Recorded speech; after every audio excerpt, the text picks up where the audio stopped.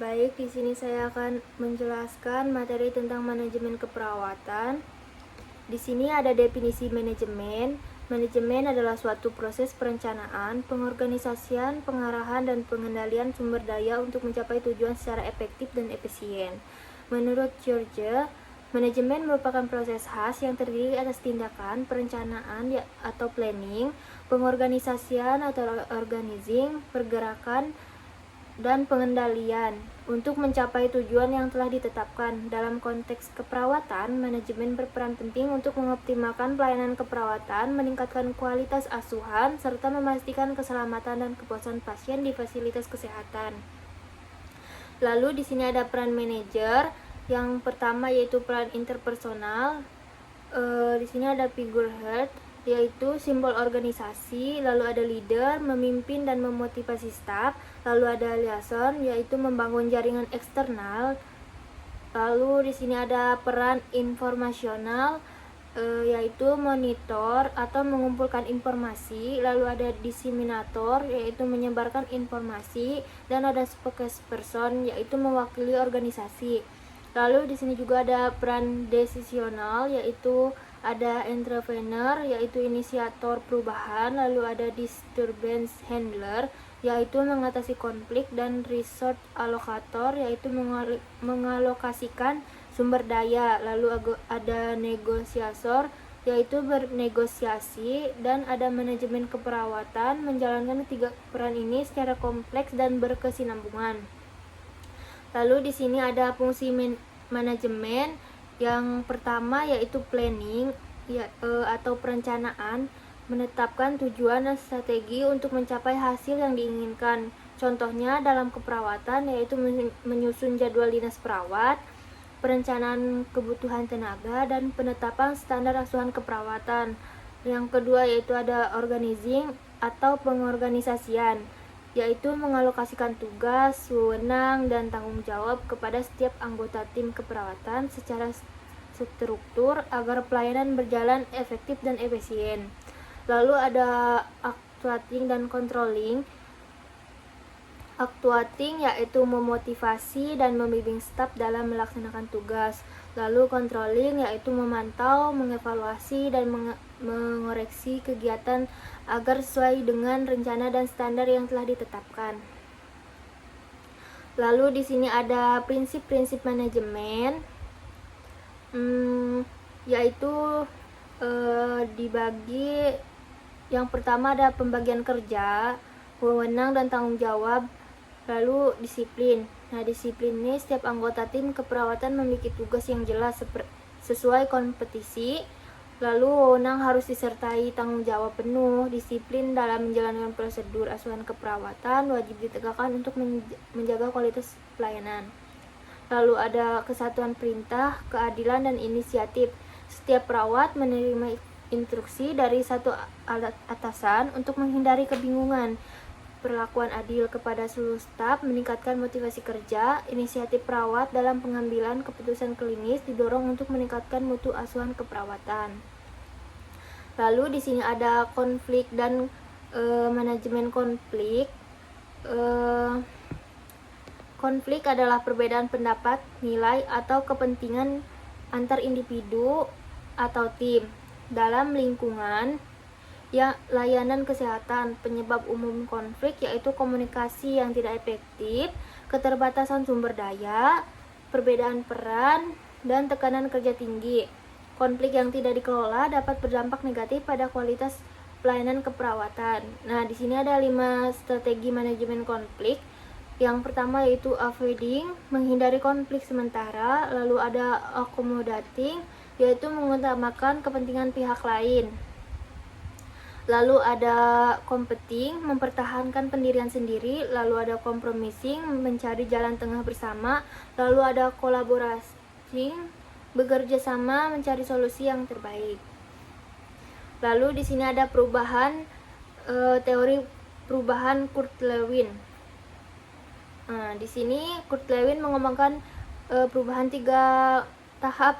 Yang pertama ada tahap unphrasing, yaitu mempersiapkan individu atau organisasi untuk menerima perubahan dengan menyadari kebutuhan perubahan.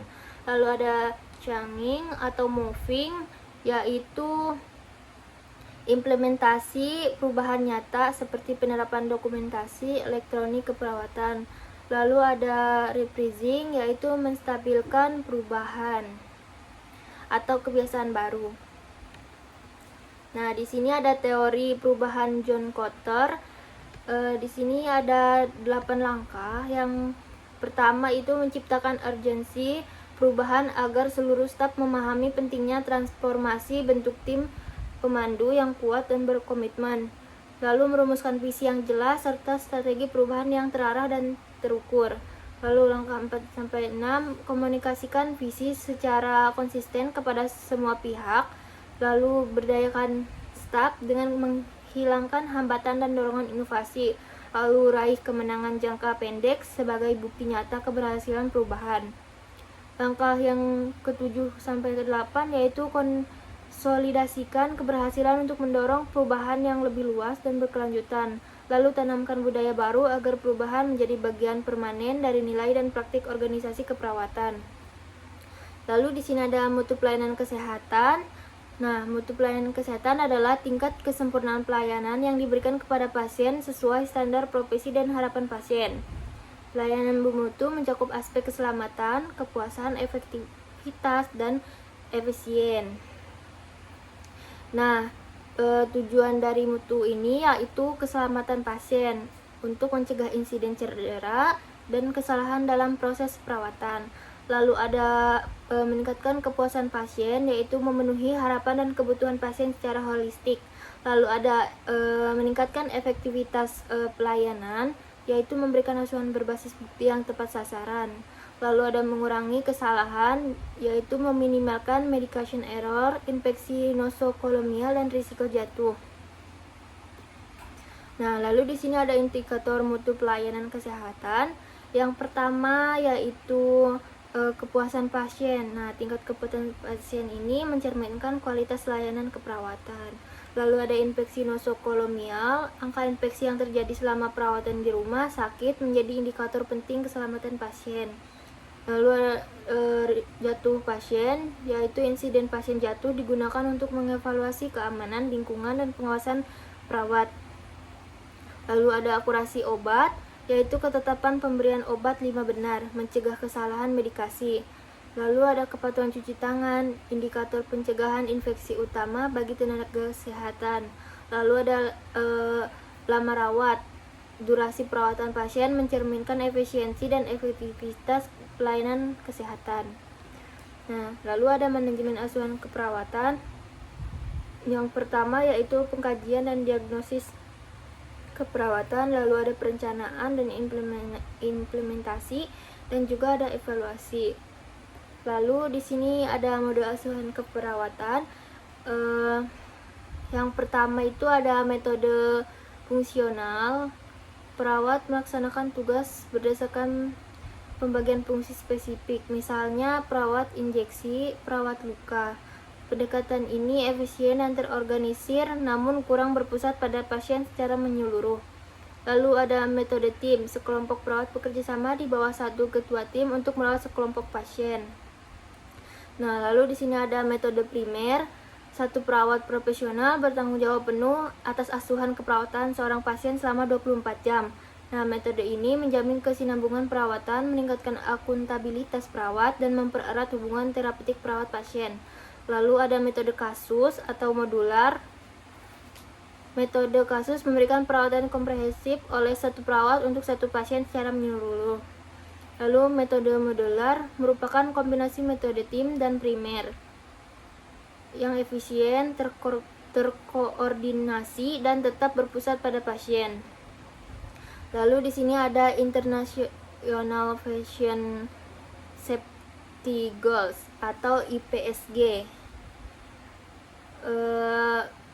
IPSG yaitu merupakan sasaran keselamatan pasien yang ditetapkan oleh Joint Commission International atau JCI. Nah, di sini ada 6 sasaran keselamatan pasien. Yang pertama, identifikasi pasien secara akurat. Gunakan minimal 2 identitas pasien seperti nama dan tanggal lahir sebelum tindakan. Lalu komunikasi efektif. Lakukan teknik S-bar, dan konfirmasi ulang instruksi verbal atau telepon. Lalu keamanan penggunaan obat. Waspadai obat Lassa dan High-Aller, beri label jelas, lakukan double check.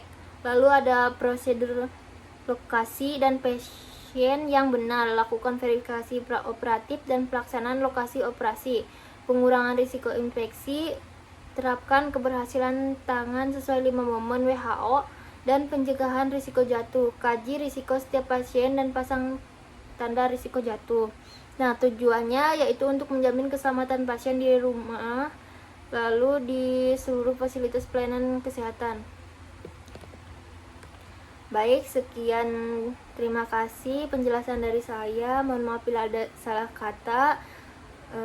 Assalamualaikum warahmatullahi wabarakatuh.